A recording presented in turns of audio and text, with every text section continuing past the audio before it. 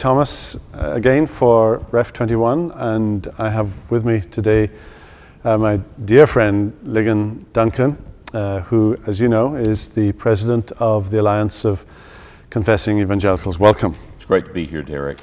It's good to have you. We've done a number of these interviews, but every time we've done one, you've been out of town, and it's good to have you here today. Wasn't here when Jeff was here, and I was barely here when Steve Nichols was here. I got to see Steve at church on the Sunday night when you interviewed him, I don't know, sometime the next day or so after that, and of course got to see your interview, but then I was leaving town to go somewhere. And you've had a busy summer. Well, I mean, you have as well, Derek. We've been sort of passing like ships in the night all summer long. You've spent a couple of weeks in Britain with your grandbaby. And I've been on vacation in the mountains and at the beach. And you've been speaking for the ARPs, the Associate Reformed Presbyterians. Right at the beginning of our family vacation, we were at the Family Bible Conference that is sponsored by the Associate Reformed Synod of Presbyterians, a very old Presbyterian denomination in the United States, basically made up of Reformed and Covenanter folks from the original secession tradition and from the Covenanter secession tradition that had been here in America since the 1740s. And the ARPs are a denomination that I guess is very strong on the eastern coast of the United States and in the south, and they have a beautiful campus and conference facility in Flat Rock, North Carolina, and they do an annual Family Bible Conference, and I had the privilege of doing that with our mutual friend Sinclair Ferguson in July. And you preached for him in his home church? I did. The following Sunday at First Presbyterian Church in Columbia, Sinclair had me come do a Thornwell lecture, which I did on biblical manhood and womanhood type issues, and then preached morning and evening. And then in about a month's time, middle of September, you'll be there again for a conference on preaching. I will. I'll go back.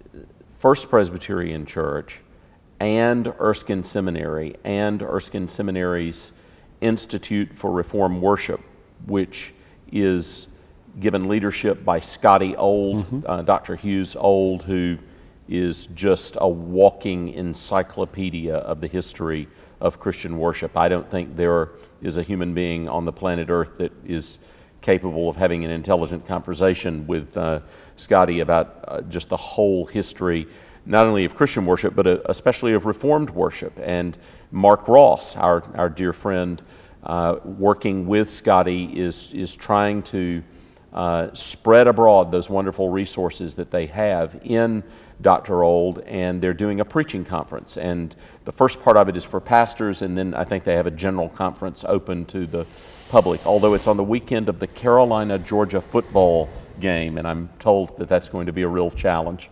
Oh. I'm sure there's a website, and Googling any of those terms we've just mentioned would find it, but I know that Alistair Begg is preaching there with you? Alistair is preaching. Sinclair will be preaching. Alistair Begg will be preaching. David Justly, your friend and mine, will be there preaching. And again, the first half of it is designed, I think, to be aimed more at pastors, and then the second open more for the general public. I wanted to talk to you today briefly about a subject that you and I have been speaking about over the summer, largely because you've begun, in fact yesterday you began what you're going to be doing for the rest of the fall, a series of lectures and studies on evangelism. I mean, not that you've not thought about evangelism before, but you've given it very considerable attention over the summer, and I thought it might be interesting to talk about that, what lies behind it and what some of your conclusions have been. Derek, when I was in seminary, I had the privilege of serving under a pastor who was really good at personal evangelism. And he was one of those combinations of guys who was a good preacher, good expositor, cared about theology, but also cared about gospel witness and about seeing people converted and about reaching out to the community. And he was a real help to me. Just going out with him on evangelistic visitations taught me things that I never ever would have learned any other way. And then when I was in Britain, when I was studying at the University of Edinburgh, I met our friend Mark Dever, who was at that time down in Cambridge doing his PhD at Cambridge in historical theology, but also serving as an associate on the pastoral staff at the Eden Chapel, the Baptist church there in Cambridge. And Mark is a dynamo of personal evangelism. And I don't think I'd ever quite met in one person simultaneously a love for deep theology and a profound intellect and a passion and a boldness in personal witness like I met in Mark Dever. But isn't evangelism about telling people about Jesus? What has theology got to do with evangelism? Well, I think this is one of the things that my brother Mark has so impressed upon me over the years. One is our evangelism has become disattached from the church. And whenever that happens, it ceases to be evangelism as the Bible defines evangelism. There is no such thing as evangelism that is disattached from the church. The Great Commission itself, upon which all our efforts at gospel endeavor are based, says, make disciples. It doesn't say, go out and get people to pray prayers, sign cards, get spiritual birth certificates. It doesn't say go out and get decisions. It says make disciples. And it specifically then, Jesus tells us, make disciples baptizing and teaching. So it's in the context of the local church. And as Mark has so powerfully pointed out, it links evangelism with discipleship.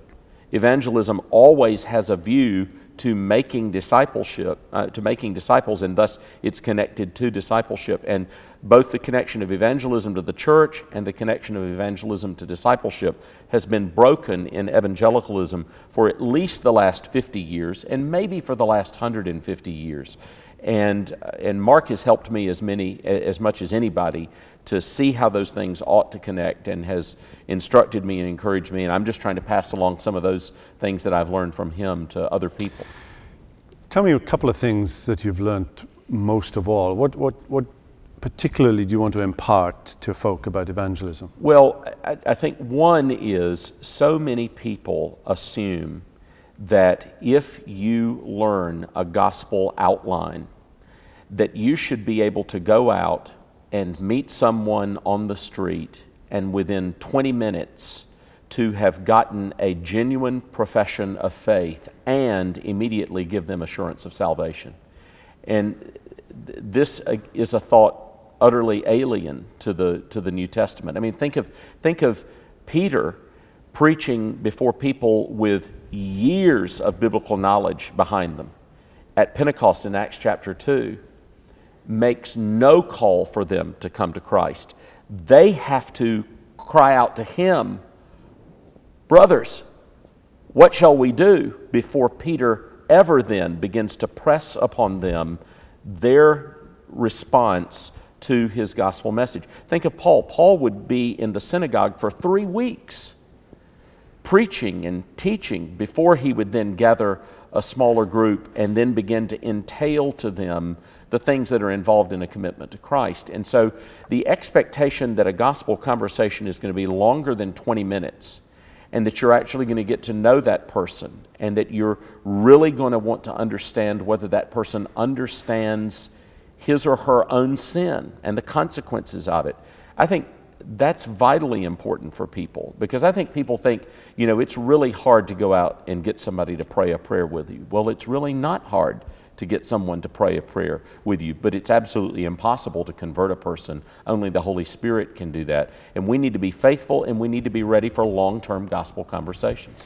With that thought, I'm going to draw this interview to a close. We'll come back to this in a few months' time. Great. Thank you, Ligon. Thank you, Derek. Thank you.